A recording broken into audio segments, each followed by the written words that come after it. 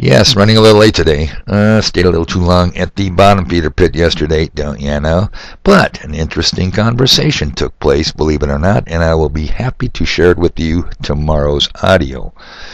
Now, in case you guys didn't know, I am not a medical professional, nor can or do I give medical advice.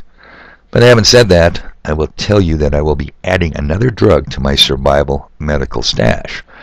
The generic name is fenbendazole, FenBen, you may know it as. Let me spell that for you. Foxtrot, Echo November, Bravo, Echo November, Delta, Alpha, Zulu, Oscar, Lima, Echo.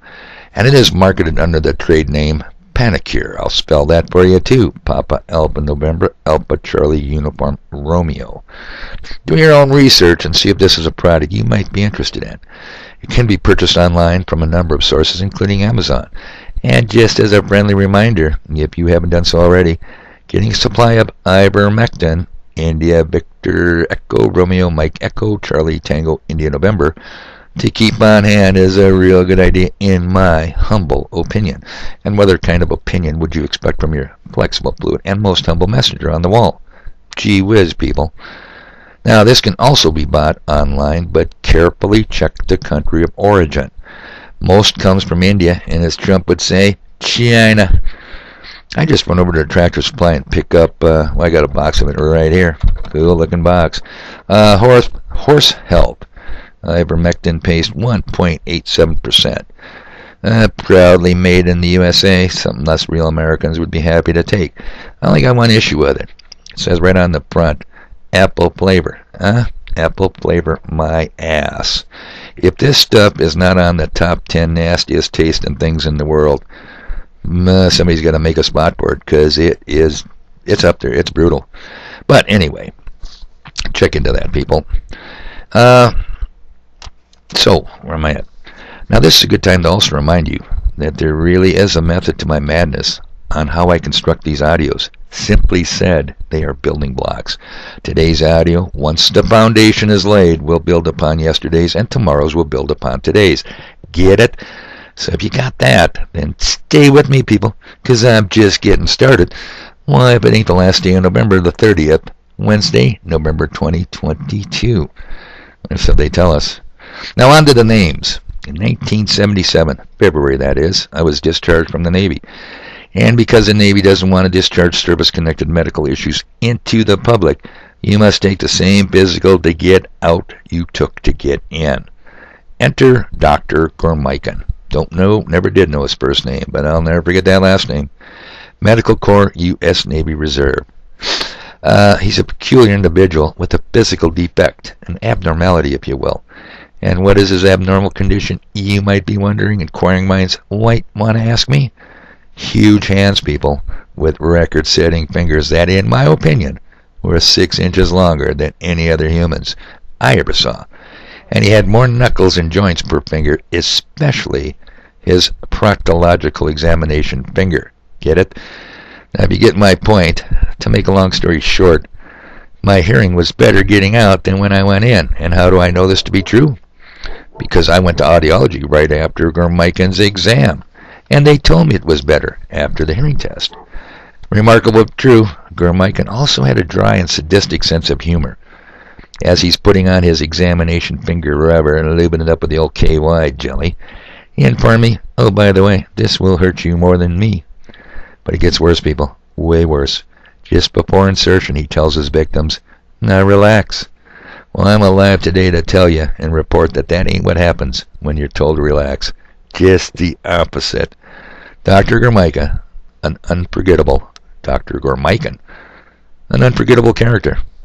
Now, let's flash back to 1966, 1967. The exact rate I was in isn't clear. Was it first, was it second? I can't remember. But way back then, school celebrated Christmas break. People said Merry Christmas, not Happy Holidays, so as to not insult some minority group. True, if Murray had been around back then, I'm sure he would have been insulted. But too bad, so sad. Tough shit, Murray. LBJ, just about a year before, had signed the Immigration Act of 1965. The invasion from the third world shitholes hadn't really started yet, or was just beginning, I should say. America was 97, no, 95, I don't know, 95% white, I think. And white people said Merry Christmas. And school celebrated Christmas break, not winter break. Boy, things have certainly changed since then, have they not? So, I was at the age where Santa Claus thing was a deal of concern, real concern. You just weren't sure anymore if Santa was real or not. But, to be on the safe side, you still believed, because disbelief might reflect poorly on the number of gifts with your name on it under the tree. They had little stickers lying parents could put on the wrapped presents. From Santa. Well, hell, if you didn't believe, would those packages still be there? Yeah, inquiring minds wanted to know. Think about it, people. You simply couldn't afford to take the chance. Enter name number 2, Richard Holmes, classmate. It is my class's half-day Christmas party, the last day before we get 2 glorious weeks of Christmas vacation. Not winter break, people. Christmas vacation. And with a class size of around 30, we were celebrating big time. Exchanging gifts, Christmas cookies and milk. Everyone's having a great time. Everyone, that is, except Richard Holmes.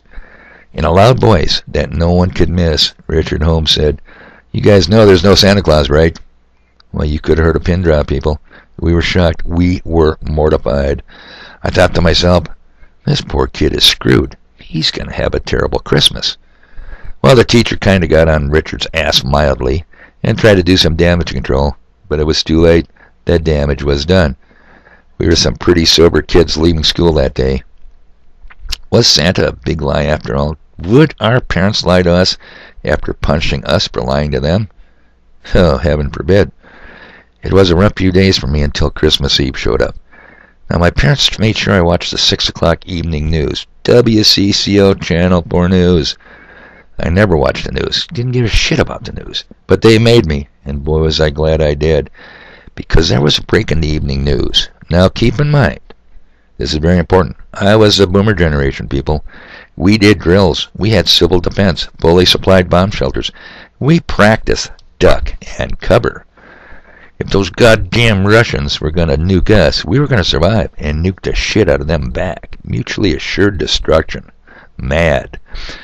Well, here's what I saw, and it had to be true. You know why? Because I saw it on the TV news. Mark that point well. 2 Air Force jet interceptors with afterburners blazing tore off the runway to intercept an unknown target near the North Pole. You following me? They had a pilot to ground radio traffic. Man, I'm telling you, they put on a very, very convincing show. So what was the emergency jet fighter intercept scramble all about? Well, stay with them. You could see from the cockpit Santa and his sleigh pulled by 8 reindeer. Can't remember if Rudolph was in the lead. The pilots waved at Santa, tipped their wings, gave a thumbs up, and were ordered to return to base. How cool was that? What had just happened to me that Christmas Eve was Richard Holmes was a lying piece of shit. The Air Force saved Christmas for me. The Air Force proved Richard Holmes lied. Now there's a moral to the story, people, and I'm going to tell you, but not today, not this audio. People, believe it or not, I really got stuff to do.